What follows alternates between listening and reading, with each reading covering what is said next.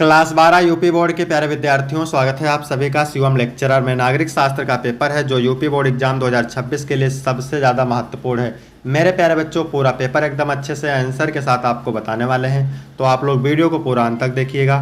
समय 3 घंटे 15 मिनट का होता है मेरे प्यारे बच्चों, और पूर्णांक होता है 100 का। यहाँ पर थोड़ा सा निर्देश देख लेते हैं, क्योंकि पेपर हल करने से पहले निर्देश पढ़ना बहुत ज़रूरी होता है।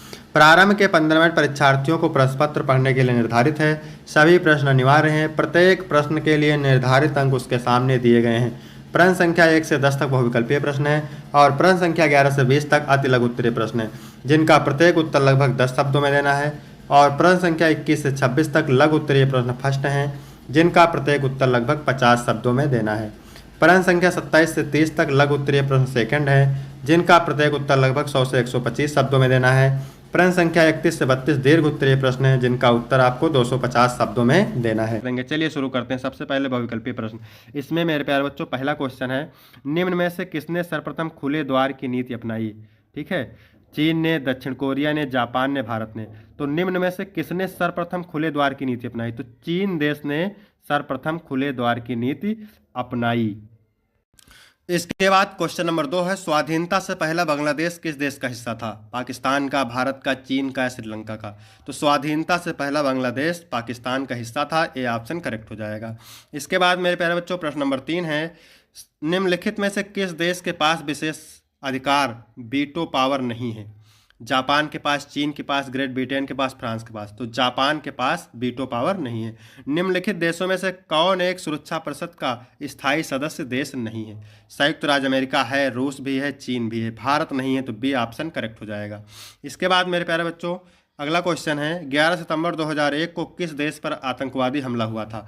भारत पर, पाकिस्तान पर, रूस पर, संयुक्त राज्य अमेरिका? तो 11 सितंबर 2001 को संयुक्त राज्य अमेरिका पर आतंकवादी हमला हुआ था। डरबन सम्मेलन कब हुआ? दिसंबर 2011, दिसंबर 2008, दिसंबर 2010, नवंबर 2007। तो मेरे प्यारे बच्चों डरबन सम्मेलन हुआ था कब? दिसंबर 2011 को। ए ऑप्शन करेक्ट हो जाएगा। इसके बाद 7वां नंबर प्रश्न है मेरे प्यारे बच्चों, वर्ल्ड सोशल फोरम की चौथी बैठक 2000 में कहाँ हुई थी? मुंबई में। ठीक है, कहाँ हुई थी? मुंबई में। भारत के मिल्क मैन के रूप में किसे जाना जाता है? मिल्क मैन MS स्वामीनाथन को, वर्गीज कुरियन को, KN राज को, JC कुमारप्पा को। तो वर्गीज कुरियन को मिल्क मैन के रूप में जाना जाता है, और वर्गीज कुरियन जो है श्वेत क्रांति के जनक भी हैं। इसके बाद मेरे प्यारे बच्चों 9 नंबर प्रश्न है, भारत द्वारा परमाणु नीति अपनाने का निम्न में से क्या कारण था? तो आत्मनिर्भर राष्ट्र बनाना, ये भी कारण था। पड़ोसी देशों के पास परमाणु हथियार थे, ये भी कारण था। शक्तिशाली राष्ट्र बनना, ये भी कारण था। तो डी ऑप्शन करेक्ट हो जाएगा।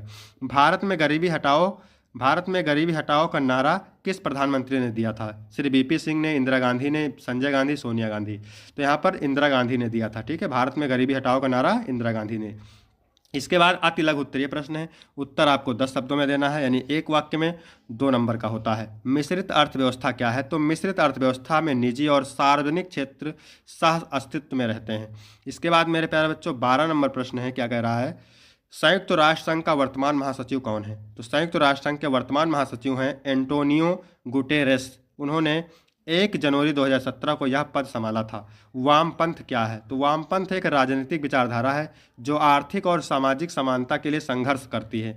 इसके बाद मेरे प्यारे बच्चों 14 नंबर प्रश्न है, अमेरिका ने इराक पर हमला कब किया था? तो अमेरिका ने इराक पर 20 मार्च 2003 को हमला किया था। इसके बाद है दक्षिण एशिया के किन्हीं 2 देशों के नाम। तो 2 देश हैं, भारत और पाकिस्तान। इसके बाद मेरे प्यारे बच्चों 16 नंबर प्रश्न है, प्रथम पंचवर्षीय योजना का कार्यकाल क्या था? तो प्रथम पंचवर्षीय योजना का कार्यकाल था 1951 से 1956। चिपको आंदोलन क्या है? यह किस राज्य में चलाया गया? तो चिपको आंदोलन वन संरक्षण के लिए किया गया एक आंदोलन है, जो उत्तराखंड राज्य में चलाया गया था। इसके बाद 18 नंबर क्वेश्चन है मेरे प्यारे बच्चों, भारत पाकिस्तान विवाद के 2 कारण बताइए।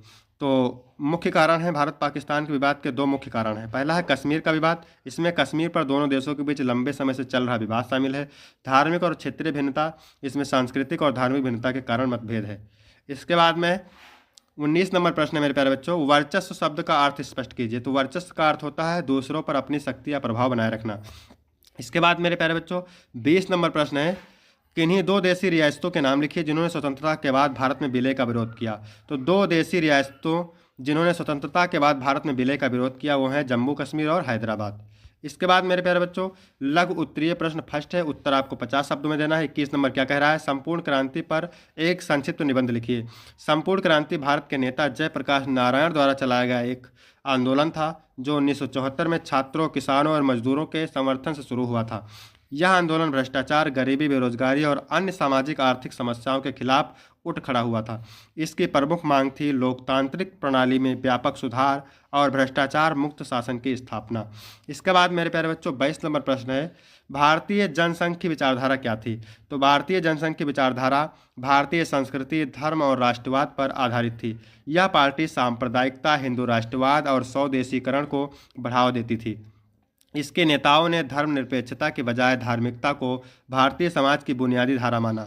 वे समाज में हिंदू हितों की रक्षा के लिए कटिबद्ध थे और राष्ट्रीय एकता को मजबूत करने पर जोर देते थे। इसके बाद मेरे प्यारे बच्चों 23 नंबर है, हरित क्रांति क्या थी। तो हरित क्रांति भारत में 1960 के दशक में शुरू हुई ये एक आंदोलन थी जिसका उद्देश्य देश में खाद्यान्न उत्पादन बढ़ाना था। यह क्रांति नई कृषि तकनीकों, उच्च उपज वाली फसलों, उन्नत बीजों, सिंचाई प्रणाली और उर्वरकों के उपयोग के जरिए किसानों की उत्पादकता में सुधार करने पर केंद्रित थी। इससे भारत को खाद्यान्न उत्पादन में आत्मनिर्भर बनाने में मदद मिली। इसके बाद 24 नंबर है मेरे प्यारे बच्चों, 1968 की परमाणु अप्रसार संधि को स्पष्ट कीजिए।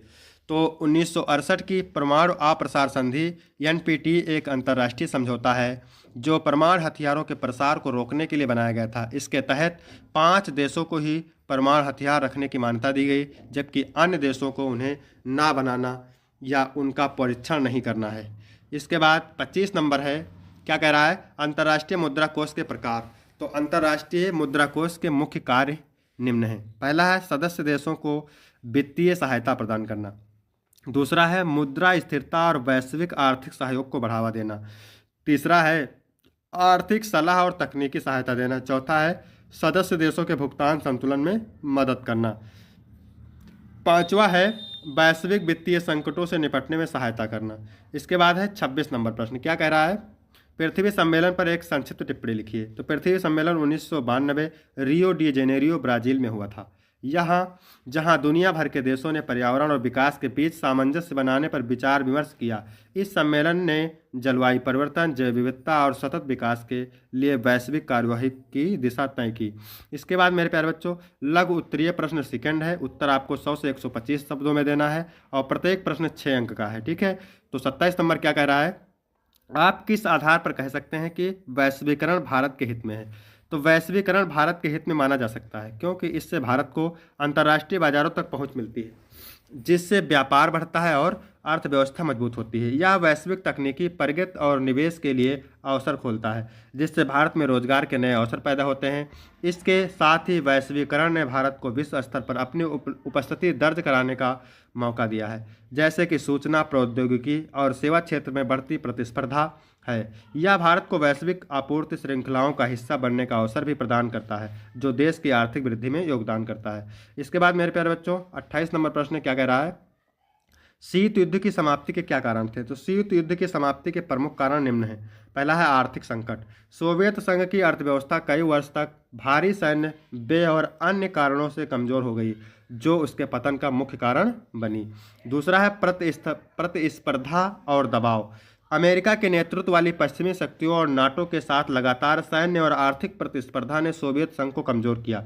तीसरा है सोवियत संघ के अंतर्गत विभिन्न गणराज्यों का अलगाव। कई गणराज्य जैसे यूक्रेन और बाल्टिक देश ने अपनी स्वतंत्रता के लिए आंदोलन शुरू किए, जिससे सोवियत संघ कमजोर हुआ। अगला है चौथा सैन्य कमजोरी। सोवियत संघ अपनी सैन्य शक्ति को लंबे समय तक बनाए रखने में समर्थ रहा, खासकर अफगानिस्तान युद्ध के बाद।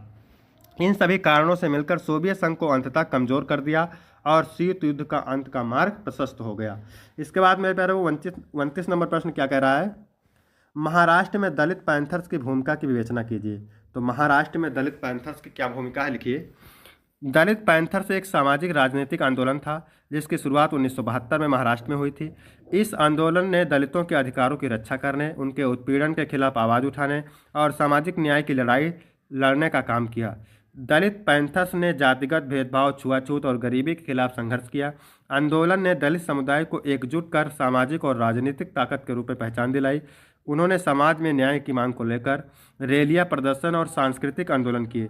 दलित पैंथर्स ने दलितों को अपने अधिकारों के प्रति जागरूक किया और उन्हें आत्मसम्मान से जीने का हौसला दिया। यह आंदोलन महाराष्ट्र के अलावा अन्य राज्यों में भी दलितों की स्थिति में सुधार लाने के लिए महत्वपूर्ण साबित हुआ।